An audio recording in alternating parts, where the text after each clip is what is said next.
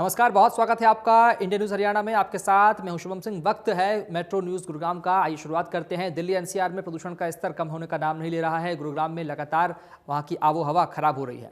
AQI का level 350 के पार हो गया है, जिससे बुजुर्गों को खासी दिक्कतों का सामना करना पड़ रहा है। उन्हें खांसी हो रही है, सांस लेने में दिक्कतें आ रही है। हमारे संवाददाता दीपक शर्मा ने एक खास रिपोर्ट तैयार की है, देखिए। इस वक्त हम मौजूद हैं गुरुग्राम में दिल्ली जयपुर हाईवे पर और आपको दिखाना चाहेंगे ये गुरुग्राम की तस्वीरें, यहाँ की इमारतों की तस्वीरें। वायु प्रदूषण की अगर बात की जाए तो एयर क्वालिटी इंडेक्स 2.5 अभी भी गुरुग्राम के अंदर 330 से लेकर 370 तक है। हालांकि अधिकतर शहर के इलाकों की बात की जाए तो जो एयर क्वालिटी इंडेक्स है वो कहीं 365, कहीं 355, कहीं 370, कहीं 373 है। हालांकि कुछ आउटर अगर गुरुग्राम के जगहों की बात की जाए तो वहाँ जरूर कुछ जगह पर 340 है, लेकिन कुल मिलाकर अगर गुरुग्राम की बात की जाए तो कहीं ना कहीं एक चिंताजनक ये एयर क्वालिटी इंडेक्स, ये आंकड़ा जो है वो बना हुआ है। कहीं ना कहीं वायु प्रदूषण एक बड़ी चुनौती है। हालांकि पिछले सप्ताह की बात की जाए तो ऐसे भी 2-3 दिन रहे जब मंगल बुध वीरवार को यह आंकड़ा जो है 300 तक पहुंचा था। ये एयर क्वालिटी इंडेक्स जो कुछ कमी होती नजर आ रही थी, लेकिन शनिवार रविवार को यह आंकड़ा एक बार फिर से बढ़ा। आपको यहाँ की अगर तस्वीरें भी दिखाए तो इमारतें ज़्यादा साफ नजर नहीं आएंगी। सीधा कारण इसका वायु प्रदूषण है। लगातार अगर बात करें इसको लेकर के सरकार के द्वारा, प्रशासन के द्वारा लाख दावे किए जा रहे हैं। सुप्रीम कोर्ट की तरफ से कई निर्देश आए हैं। हालांकि आज सोमवार से ऑड इवन लागू करने की बात गुरुग्राम में की जा रही थी, लेकिन फिलहाल उस ऑड इवन को लेकर के भी कोई निर्णय नहीं लिया गया। ये कहीं ना कहीं तमाम जो लगातार बढ़ते अगर जिस तरीके से पोल्यूशन के कारण है, ये एक चिंता का विषय बने हुए हैं। गुरुग्राम की अगर बात की जाए तो अलग अलग इलाकों में एयर क्वालिटी इंडेक्स जो है वो लगभग 330 से 370 तक का है। हालांकि ऐसे में प्रशासन द्वारा इसको लेकर के तमाम प्रयास की बात की जा रही है, क्या चाहे वो जल छिड़काव की बात की जाए जगह जगह पर जहां, और इसके अलावा चाहे वो कोयले से चलने वाली फैक्ट्रियों को बंद करने की बात की जाए, लेकिन फिलहाल इससे कोई राहत मिलती नजर नहीं आ रही।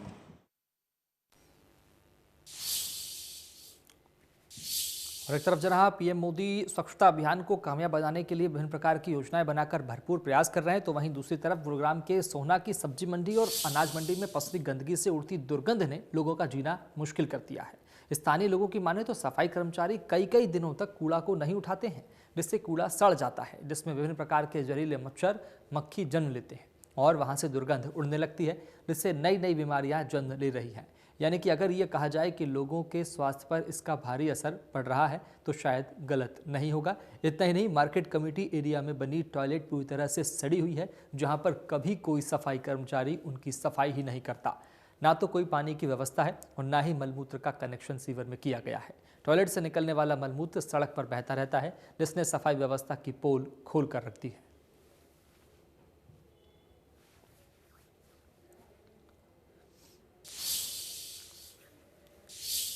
और गुरुग्राम में 85% आबादी कोरोना से सुरक्षित हो चुकी है। 15 दिसंबर तक 100% वैक्सीनेशन का प्रशासन का टारगेट है। अब तक 37 लाख लोगों को वैक्सीन लग चुकी है। हर घर दस्तक अभियान में तेजी से चलते टारगेट पूरा होने की उम्मीद जताई जा रही है। Nodal officer doctor MP Singh से खास बातचीत की है हमारे संवाददाता राज वर्मा ने, देखिए। गुरुग्राम में कोरोना के मामले एक बार फिर धीरे से ही सही लेकिन बढ़ने लगे हैं। ये एक चिंता की बात है, लेकिन इस सब के बीच वैक्सीनेशन की जो ड्राइव है वो बेहद तेजी से चल रही है। और अब क्या कुछ स्थिति है, इस पर बात करने के लिए हमारे साथ जो वैक्सीनेशन के नोडल ऑफिसर है डॉक्टर MP सिंह, वो हैं, उनसे बात करते हैं। सर, कोरोना के मामले एक बार फिर से धीरे धीरे बढ़ने लगे हैं, लेकिन अगर वैक्सीन की सिचुएशन की बात करें, अभी कहाँ तक हम पहुँचे हैं जो कंप्लीट जो वैक्सीनेशन होना है, और क्या कुछ लग रहा है कि भविष्य में कब तक हम पूरी तरह से जो गुरुग्राम जिले की आबादी है उसको वैक्सीनेट कर देंगे? जी, नमस्कार राज जी। आपने ठीक कहा कि केसेज़ थोड़ा-सा इंक्रीज़ हुआ है गुरुग्राम ज़िले में, लेकिन जो हमारा टीकाकरण का प्रयास है, वो उस टीकाकरण का प्रयास हमारा निरंतर जारी है। और जैसा कि भारत सरकार और हरियाणा सरकार ने हर घर दस्तक यानी डोर टू डोर जो एक्टिविटी चलाने की बात कही है, उसमें भी गुरुग्राम सबसे आगे है, अव्वल है। हमने डेली लगभग 170-180 साइट्स ऐसे हैं, जहाँ पे हम लोगों के घर तक जा रहे हैं। एक जगह पे हमने टीम को बिठा दिया और हमारी आंगनवाड़ी या हमारे वॉलंटियर्स या हमारे सिविल डिफेंस के लोग उनको बुला के ले आ रहे हैं और उनका हम टीकाकरण कर रहे हैं। तो प्रयास यही है कि गुरुग्राम के अंदर कंप्लीट वैक्सीनेशन यानी पूर्ण टीकाकरण 100% कर दिया जाए, उस रफ्तार में लगभग 85% हमने कर दिया है, जो कि हमारा भारत सरकार और हरियाणा सरकार दोनों के उससे ज़िले गुड़गांव का सबसे ज़्यादा है।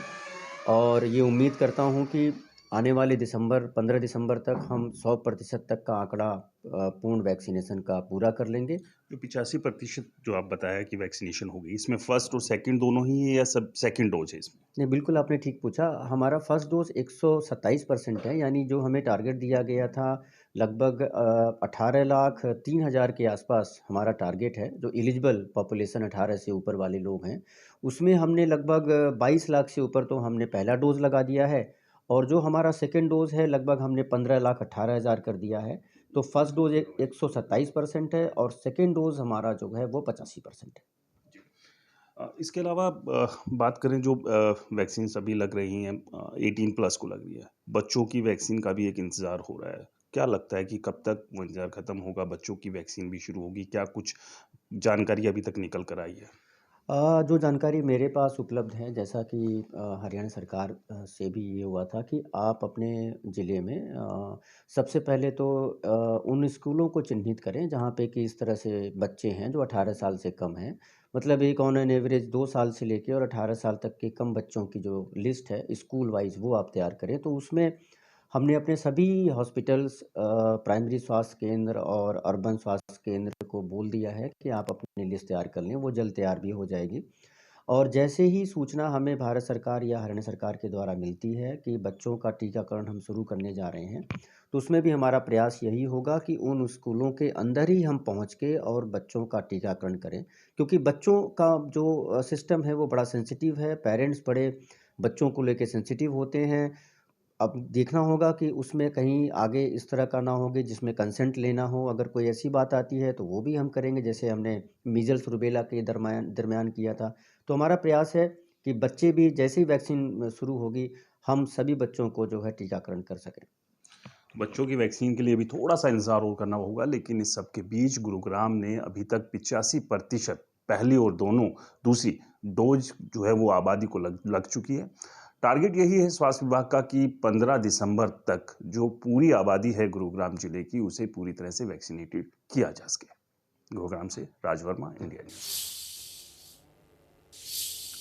गुरुग्राम में कोरोना को मात देने के लिए स्वास्थ्य विभाग की तरफ से लगातार प्रयास किए जा रहे हैं। संभावित तीसरी लहर को लेकर स्वास्थ्य विभाग ने पूरी तरह से साफ कर दिया है कि तीसरी लहर की कोई संभावना नजर नहीं आ रही है। गुरुग्राम में कोरोना वायरस की बात की जाए तो नाम मात्र ही मामले अब सामने आ रहे हैं।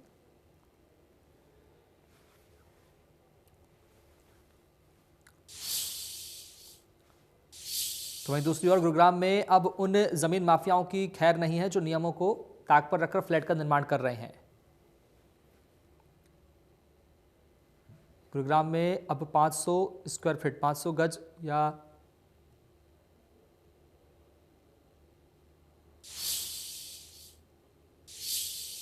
गुरुग्राम में अब उन जमीन माफियाओं की खैर नहीं है जो नियमों को ताक पर रखकर फ्लैट का निर्माण कर रहे हैं। गुरुग्राम में 500 गज या उससे कुछ बड़े प्लॉट पर फ्लोर बनाने की जगह फ्लैट बनाने का काम बगैर रेरा रजिस्ट्रेशन के किया जा रहा है। शहर में छोटे प्लॉट पर लगातार अवैध निर्माण किया जा रहा है, जिसे लेकर हरियाणा रेरा सख्त हो गया है। रेरा चेयरमैन के खंडेलवाल के मुताबिक इस तरह के निर्माण के खिलाफ न केवल जुर्माना लगाया जाएगा बल्कि संबंधित विभाग के द्वारा तोड़फोड़ की कार्रवाई भी की जाएगी। पहली बात तो ये है कि गलत चीज गलत ही रहेगी, चाहे उसको कोई सा जमा पहनाया जाए। रेरा एक्ट है, रेरा एक्ट ये कहता है कि यदि 500 गज से ज्यादा का प्लॉट है, सेल एंड परचेज उसकी इन्वॉल्व है, या 8 से ज्यादा फ्लैट है, 8 फ्लैट को कम भी कर सकती है सरकार, इस लिमिट को कम भी किया जा सकता है, तो वहाँ रेरा से रजिस्ट्रेशन कराना अनिवार्य है। गुड़गांव में क्या हो रहा है, कई जगह जहाँ 2, 3, 4 प्लॉट्स लेकर के एक साथ और ये प्रोजेक्ट बना करके और उस पर फ्लोर बना रहे हैं, कोई दिक्कत नहीं, और रजिस्ट्रेशन कराए उनका काम हो जाएगा। लेकिन यहाँ क्या कर रहा है कि आदमी जो एक प्लॉट पर 4 फ्लोर अलाउड हैं, 4 की जगह वो फ्लोर को भी फर्दर, फ्लोर डिविजिबल नहीं है, जो सरकार ने 4 फ्लोर अलाउ किए हैं वो फ्लोर डिविजिबल नहीं है, वो फ्लोर पूरी की पूरी एक यूनिट है। फ्लोर पर 2 यूनिट या 3 यूनिट नहीं बना सकता, लेकिन वो बना रहा है। इस तरीके की 2 चीजें हैं, एक तो वो वायलेट कर रहा है कि 8 से ज्यादा कि हमारे एमबीटी में आ गया तो रजिस्ट्रेशन उसका हो नहीं सकता, रजिस्ट्रेशन के किराए में न बेच रहा है वो। दूसरी, वो म्युनिसिपल अथॉरिटी या जिस भी किसी अथॉरिटी से उसने नक्शा अप्रूव कराया, उस नक्शे का वायलेशन कर रहा है, नक्शे का वायलेशन कर रहा है और उस वायलेशन करके उस गलत चीज़ को बेच रहा है, गैर कानूनी चीज़ को बेच भी रहा है वो। तो उसको रोकने के लिए जहाँ भी कहीं हमारे ध्यान में आता है, हमने सख्त कदम उठाए हैं, करोड़ करोड़ रुपए की पेनल्टीज भी लगाई हैं और साथ ही साथ कॉरपोरेशन को भी डायरेक्शन दी है कि अनऑथराइज कंस्ट्रक्शन है, इसको सील कर दिया जाए। कई मामलों में सील भी किया है, कई मामलों में उसका गुरुग्राम में 4 करोड़ रुपए की हाई प्रोफाइल चोरी मामले में एसटीएफ के सामने डॉक्टर ने बड़े खुलासे किए हैं।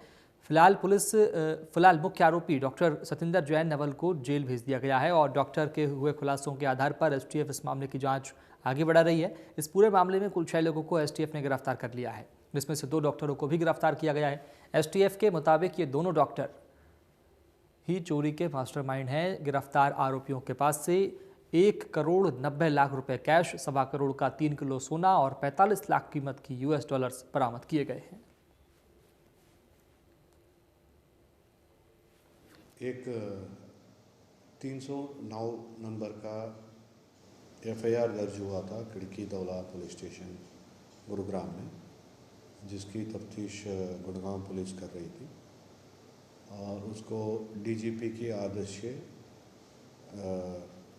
30 अक्टूबर को ट्रांसफ़र किया था एसटीएफ में इस केस की तफ्तीश को।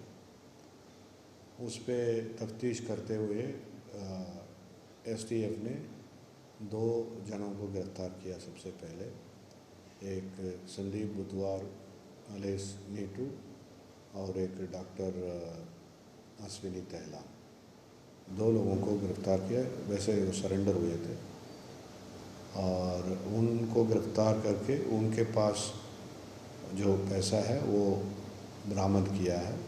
Around 3 crore 90 lakh worth Indian cash और इंडियन नेशनल रुपीज़ और 3 किलो सोना और लगभग $64,500 यूएस डॉलर्स। ये मामला था चोरी का।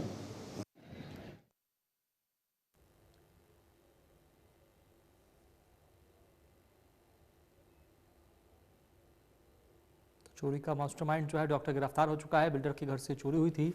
4 करोड़ की चोरी की वारदात को यहाँ अंजाम दिया गया था। फिलहाल करोड़ों की चोरी का खुलासा पुलिस ने कर लिया है। 4 करोड़ की चोरी बताई जा रही है। 1 करोड़ 90 लाख रुपए कैश पकड़ा गया।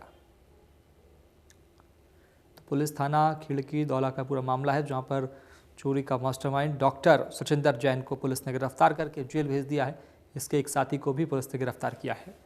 ये पूरी वारदात एक बिल्डर के घर में हुई थी, जहां 4 करोड़ की चोरी हुई थी। ना सिर्फ